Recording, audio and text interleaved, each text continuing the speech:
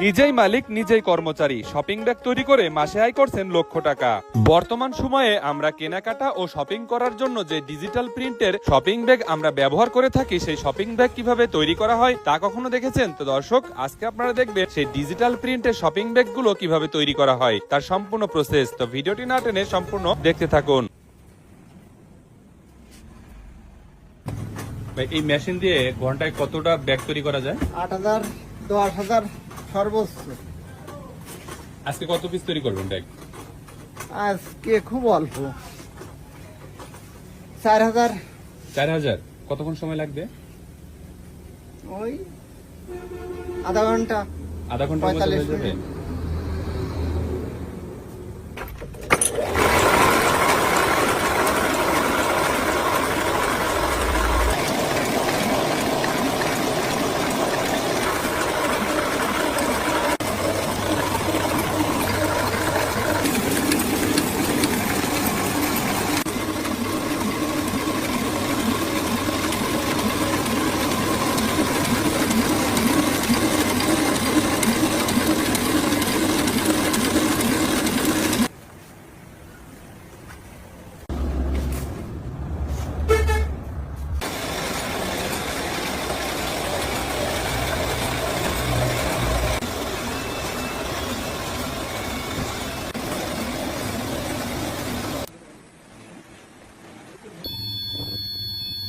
এটা তৈরি হচ্ছে শপিং ব্যাগের হ্যান্ডেল।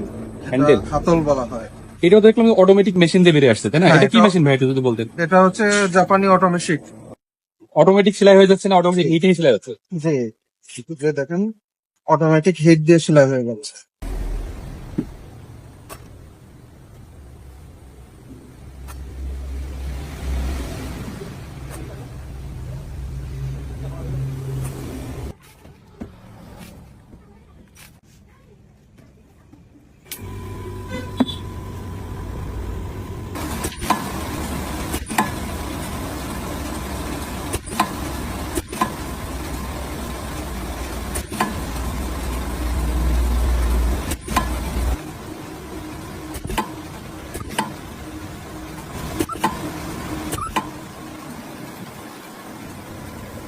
আমাদের শপিং ব্যাগ তৈরি হয়ে গেছে।